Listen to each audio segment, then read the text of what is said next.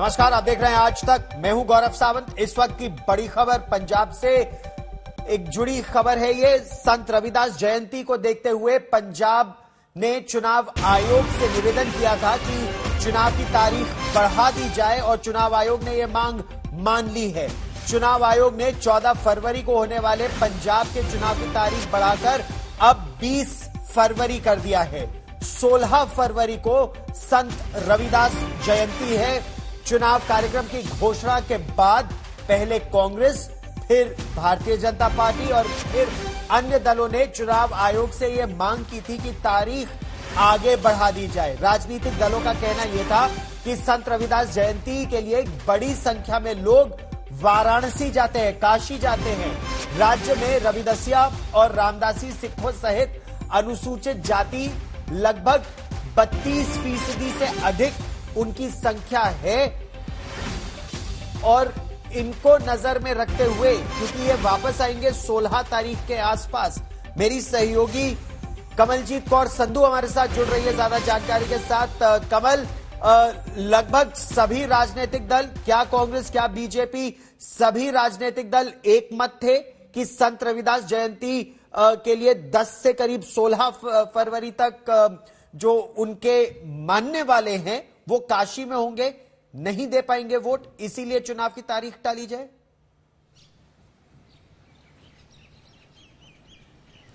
देखिए, राजनीतिक पार्टीज में जितना भी मतभेद हो, जब चुनाव आते हैं तो एक चीज साफ है कि वो चाहते हैं कि ज्यादा से ज्यादा मतदान हो।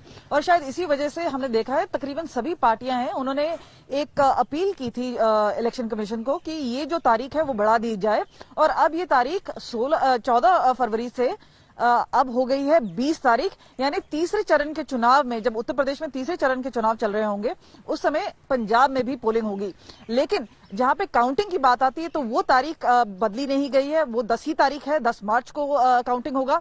लेकिन इसका अगर हम बात करें, जैसे आप बता रहे थे, अगर आंकलन किया जाए तो अगर हम बात करें दलित समुदाय है, जो सिख से हैं, जो मानने वाले हैं, वो अगर जाते हैं बनारस, और ऐसा अगर होता है तो चुनाव जो लोग अपना मतदान एक्सरसाइज करना चाहते हैं, जो वोटिंग करना चाहते हैं, वो उस वक्त कहीं ना कहीं एक तरफ बढ़ रहे होंगे और इसका नुकसान पार्टीज को हो सकता है। और इस वजह से सबसे पहले मुख्यमंत्री चरणजीत सिंह चन्नी ने ये चिट्ठी लिखी थी।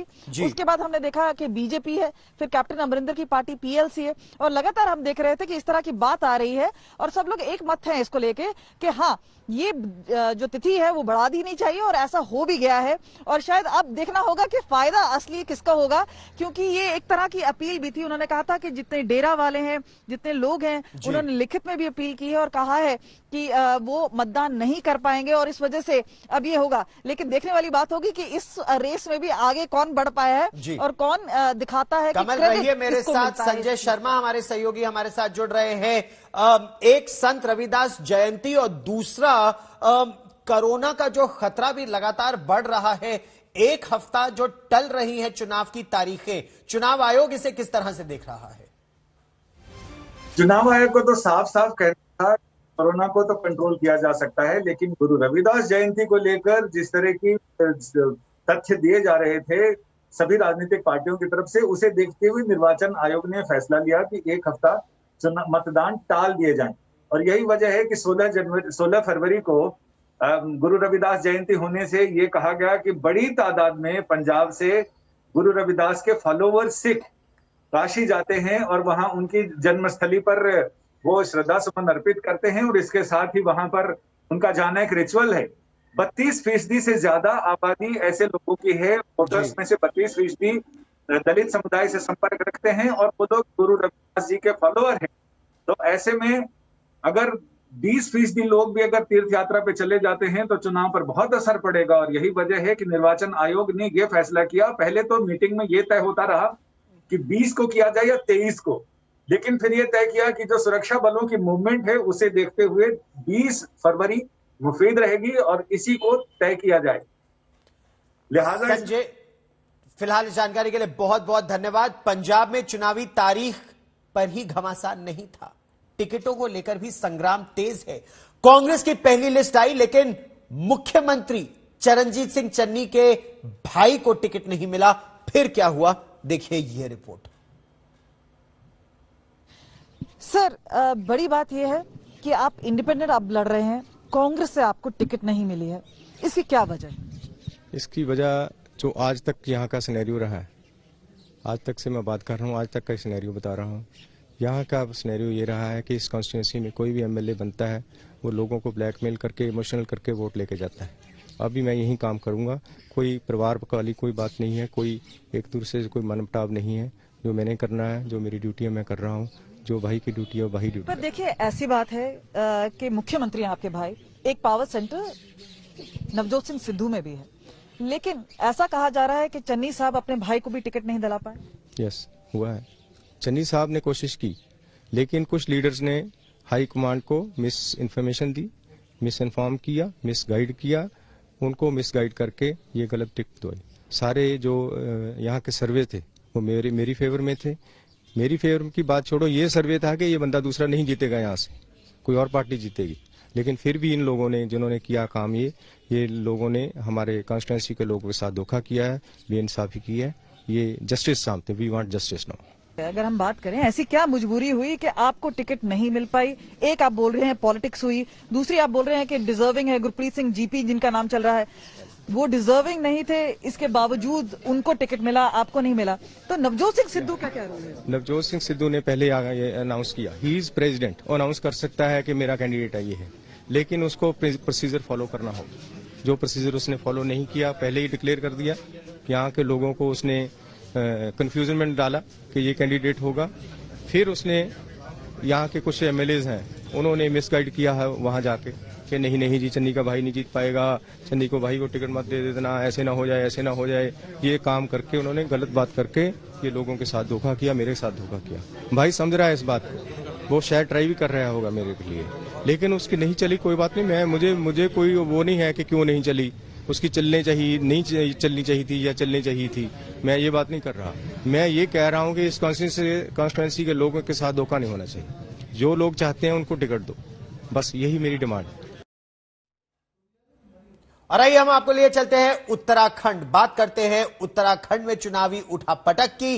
बीती रात हरक सिंह रावत को भारतीय जनता पार्टी ने बर्खास्त कर दिया, इसको लेकर जबरदस्त हलचल है। हरक सिंह रावत ने अपने खिलाफ साजिश का आरोप लगाया है। सूत्रों के मुताबिक हरक सिंह रावत आज ही कांग्रेस में घर वापसी कर भी सकते हैं। मैं डॉक्टर हरक सिंह रावत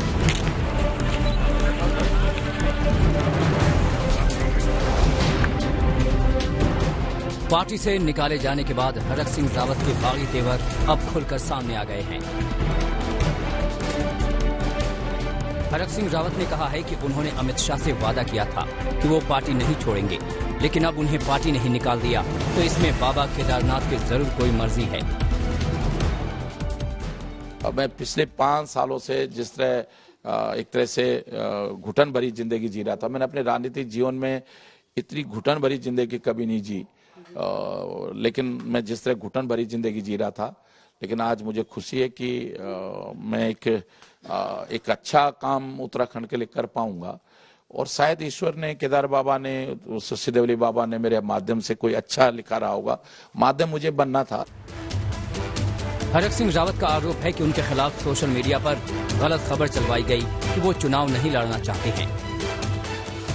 देखिए, मैं जिस दिन मुंह खोल दूंगा ना, उस दिन बहुत हमाम में हम सब नंगे हैं। कई बार हम दूसरों के घर पे, दूसरे पे बड़े लांछन लगाते हैं, वो करते हैं, लेकिन मैं सोचता हूँ कि खुद को नहीं देखते हम लोग। आज भले चाहिए अपने मुंह छिपाने के लिए कुछ भी बोलते रहे कि मैंने टिकट मांग रहा था इसलिए नहीं। आपने शुरू से देखा होगा मीडिया में, मैं 1 साल पहले का मेरा मन नहीं है चुनाव लड़ने का, मैं सच में नहीं लड़ना चाहता हूँ चुनाव।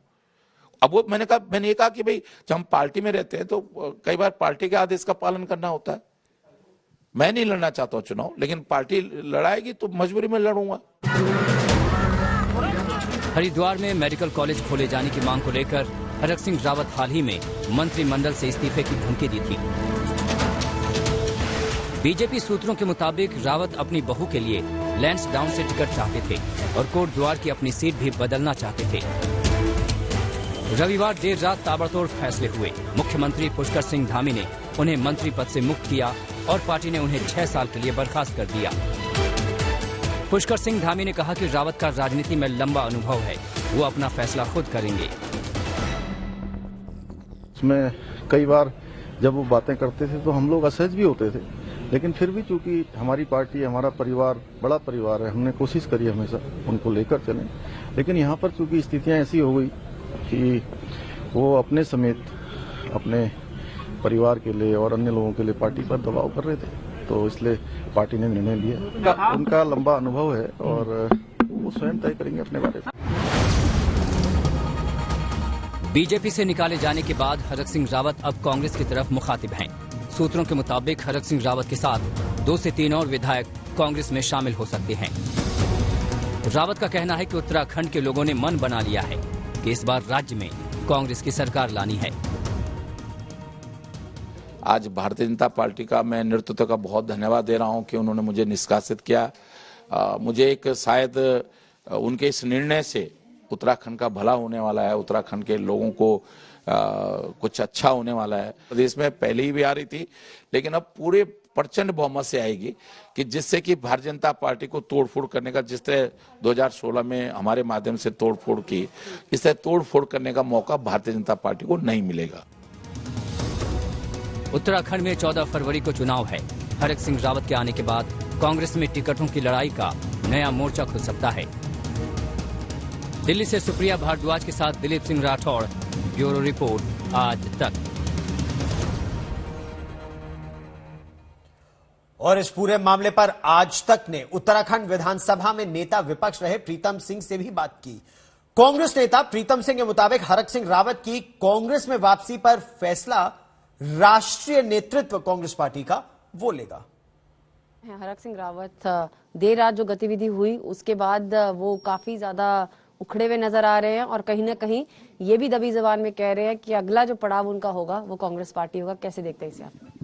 नहीं, देखिए, भारतीय जनता पार्टी ने हरक सिंह जी को जो है मंत्रिपरिषद से बर्खास्त करने का निर्णय लिया, ये उनका अंदरूनी मामला है। लेकिन सरकार के इस निर्णय से हरक सिंह रावत जी आहत हैं और उन्होंने जो मीडिया को कहा है कि मैं अब जो है कांग्रेस को अपनी सेवा देने का काम करूंगा। अब उनकी कांग्रेस में वापसी के परिप्रेक्ष्य में जो है राष्ट्रीय नेतृत्व निर्णय लेगा और जो निर्णय राष्ट्रीय नेतृत्व लेगा हम सबको स्वीकार्य होगा। देखिए, जो हालात पैदा हुए हैं सिर्फ उत्तराखंड राज्य के अंदर नहीं भाजपा का सफाई होने जा रहा है। भारतीय जनता पार्टी के विरोध में पूरे देश के अंदर लोगों में आक्रोश है। ये सत्ता में बैठे हुए लोग जिस तरीके से देश की लोगों का शोषण करने का काम कर रहे हैं उससे ये वानगी बनी है। तब चाहे आप पंजाब का जिक्र कर लीजिए, आप देख लीजिए प्रधानमंत्री जी जाते हैं और सिक्योरिटी के नाम पर उन्होंने पूरे देश के अंदर ये वातावरण बनाने का प्रयास किया कि मेरी जो है जो सिक्योरिटी है उसमें चूक हुई है। लेकिन वास्तविकता तो आपके सामने है। जहां जनसभा होनी थी, जहां पर 70,000 कुर्सियां लगाई थी, वहां पर 700 लोग भी नहीं थे। तो ये उन्होंने कहा, तो ये विदाई चाहे उत्तराखंड हो, चाहे उत्तर प्रदेश हो, चाहे पंजाब हो, चाहे मणिपुर हो, चाहे गुजरात हो, इन राज्यों में होने जा रही है और 2024 में देश से जो है भाजपा का सूपड़ा साफ होने जा रहा है। और हरक सिंह रावत के इस्तीफे पर हमारे संवाददाता जितेंद्र बहादुर सिंह ने केंद्रीय मंत्री मुख्तार अब्बास नकवी से भी बात की। उनका क्या कहना है, अब हम आपको वो सुनवाते हैं। केंद्रीय मंत्री मुख्तार अब्बास नकवी इस वक्त हमारे साथ बातचीत करने के लिए मौजूद हैं। उत्तराखंड में जो मंत्री हरक सिंह रावत थे उनको निकाल दिया गया है, उसके बाद अब कह रहे हैं कि कांग्रेस पार्टी में वो शामिल होंगे। इस तरीके से उत्तर प्रदेश और उत्तराखंड में लोग कांग्रेस कोई सपा अलग अलग जगहों पर जा रहे हैं। देखिए, एक पहली बात आप समझ लीजिए, चाहे उत्तर प्रदेश हो चाहे उत्तराखंड हो, कहीं पर भी वोटों की जागीरदारी नहीं चलेगी, बल्कि सबकी विकास में भागीदारी चलेगी। और भारतीय जनता पार्टी वोटों की जागीरदारी पर यकीन नहीं करती, बल्कि विकास के भागीदारी पर यकीन करती है। और सबका साथ सबका विकास हम तभी कहते हैं। जहां तक सवाल है, चुनावी मौसम है, चुनावी मौसम में जो है वो लोग जो है वो सियासी सैर करने निकलते ही हैं, इधर से उधर जाते हैं। लेकिन उससे उन पार्टियों का, विशेष तौर से भारतीय जनता पार्टी जो किसी परिवार के पालने में पैदा नहीं हुई बल्कि परिश्रम और पराक्रम से पैदा हुई है, उस पर असर नहीं पड़ता। लेकिन उत्तर प्रदेश में देखा गया कि बहुत सारे नेता जिनकी कतार लग गई, वो सारे लोग समाजवादी पार्टी में शामिल हुए। ऐसे ही उत्तराखंड में भी दिखाई पड़ रहा है। इससे पार्टी को नुकसान? बिल्कुल नहीं। देखिए, मैंने एक बात आपको फिर से कहा कि भारतीय जनता पार्टी कोई एक दिन में तो पैदा हुई नहीं। भारतीय जनता पार्टी कोई पहली बार तो चुनाव लड़ने नहीं जा रही है। अब उत्तर प्रदेश आप बात कर रहे हैं, उत्तर प्रदेश में कितनी पार्टियां लड़ रही हैं? खाली आप एक पार्टी का नाम ले रहे हैं। बहुजन समाज पार्टी भी मैदान में है, कांग्रेस पार्टी भी मैदान में है, उसके अलावा भी तमाम छोटे मोटी पार्टियां हैं जो मैदान में हैं। और भारतीय जनता पार्टी अपने मजबूत राष्ट्रवादी और विकासवादी एजेंडे के साथ चुनाव के मैदान में है और जीतेगी। लोगों के आशीर्वाद फिर से एक बार मिलेगा। और उत्तर प्रदेश चुनाव में अखिलेश यादव, समाजवादी पार्टी सुप्रीमो, ने किसानों के मुद्दे को लेकर बीजेपी पर हमला बोला है। अखिलेश यादव ने किसानों का समर्थन करते हुए भारतीय जनता पार्टी को हराने के लिए अन्न संकल्प लिया। इस दौरान उनके हाथ तेजेंद्र सिंह बिक्र भी थे उनके साथ, और अखिलेश यादव ने कहा कि तेजेंद्र सिंह लखीमपुर खीरी में मौजूद थे, इन्हें भी कुचलने की साजिश की गई थी, कोशिश हुई थी। अखिलेश यादव ने कहा कि उनकी सरकार बनी तो गन्ना किसानों को 15 दिन में भुगतान कर दिया जाएगा। किसानों को मुफ्त बिजली, ब्याज मुक्त लोन और बीमा भी देने का उन्होंने आश्वासन दिया। कि किसानों के हित में वो 3 कानून वापस लिए, इसलिए समाजवादी पार्टी ने तय किया है कि हम अन्न संकल्प लेते हैं कि जिन्होंने किसान पर अत्याचार और अन्याय किया है उनको हराएंगे और हटाएंगे। मैं तमाम अपने किसान नेताओं को, किसानों को धन्यवाद देना चाहता हूं जिन्होंने संघर्ष किया, जो अन्याय के खिलाफ लड़ते रहे, और किसानों ने आखिरकार सरकार को झुका ही दिया। 3 काले कानून आए थे, 3 काले कानून लाए गए थे। किसानों के ऊपर न जाने कैसे कानून लागू हो रहे थे। खेती बर्बाद हो जाती, जमीन छिन जाती, किसान मजदूर बन जाता, दूसरों के हाथ में पूरी की पूरी फसलों का, अनाज का कंट्रोल चला जाता, मार्केट पे छूट जाता हमारा किसान। किसान शहीद हुए, जान गई, आंदोलन किया, झूठे मुकदमे लगे, परवाह नहीं की, और उस आंदोलन को लगातार चलाते रहे। अंततः वोट के लिए भारतीय जनता पार्टी ने तीनों किसानों के काले कानून वापस लिए, और मैनिफेस्टो में बहुत सी चीजें आएंगी। लेकिन आज किसान के सवाल पे जब अन्न संकल्प लिया है तो समाजवादी पार्टी और हमारे मैनिफेस्टो में इस बात को शामिल करेंगे कि सभी फसलों के लिए एमएसपी प्रदान की जाएगी और गन्ना किसानों को 15 दिन में उनका भुगतान सुनिश्चित किया जाएगा। इसके लिए फार्मर्स रिवॉल्विंग फंड भी अगर बनाना पड़ेगा, फार्मर्स रिवॉल्विंग फंड बनाने का काम करेंगे जिससे किसानों का भुगतान न रुके। कोरोना की रफ्तार तो घटी है, लेकिन अभी तक पीक नहीं आया है, पीक का इंतजार है। लगातार बढ़ोतरी के बाद कोरोना के अगर हम रोजाना मामलों की देखें, बात करें, अगर डेली केसेस में देखें तो उसमें कुछ गिरावट आई है। न केवल राजधानी दिल्ली में बल्कि मुंबई में भी गिरावट का ट्रेंड अब नजर आ रहा है। ऐसे में सवाल यह भी पूछा जा रहा है कि क्या कोरोना की विदाई करीब आ गई है? कोरोना की पीक को लेकर भविष्यवाणी करने वाले आईआईटी कानपुर के प्रोफेसर मणींद्र अग्रवाल के मुताबिक दिल्ली और मुंबई, इन 2 शहरों की बात करें तो कोरोना में डेली केसेस में गिरावट आने वाले कुछ दिनों में जारी रहेगी, लेकिन देश में गिरावट का असली दौर 23 जनवरी के बाद शुरू होगा।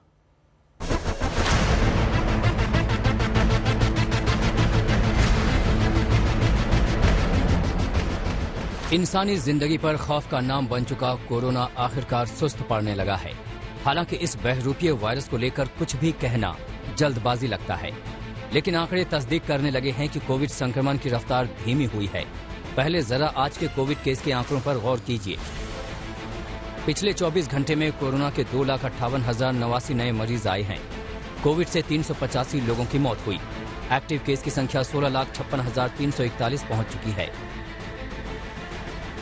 अगर पिछले 4 दिन के ग्राफ को देखें तो 3 दिनों तक लगातार बढ़ने के बाद आज गिरावट नजर आ रही है। 14 जनवरी को 2,64,202 नए केस सामने आए थे। 15 जनवरी को 2,68,833 नए केस, 16 जनवरी को 2,71,202 नए केस और आज यानी 17 जनवरी को 2,58,089 नए केस। डेली केस में करीब 13,000 की गिरावट आई है, लेकिन दैनिक संक्रमण दर में चढ़ाव जारी है। 14 जनवरी को दैनिक संक्रमण दर 14.78% थी, 15 जनवरी को 16.66%, 16 जनवरी को 16.28% और 17 जनवरी को 19.65%। तो क्या टेस्टिंग में कमी की वजह से कोविड केस घट रहे हैं?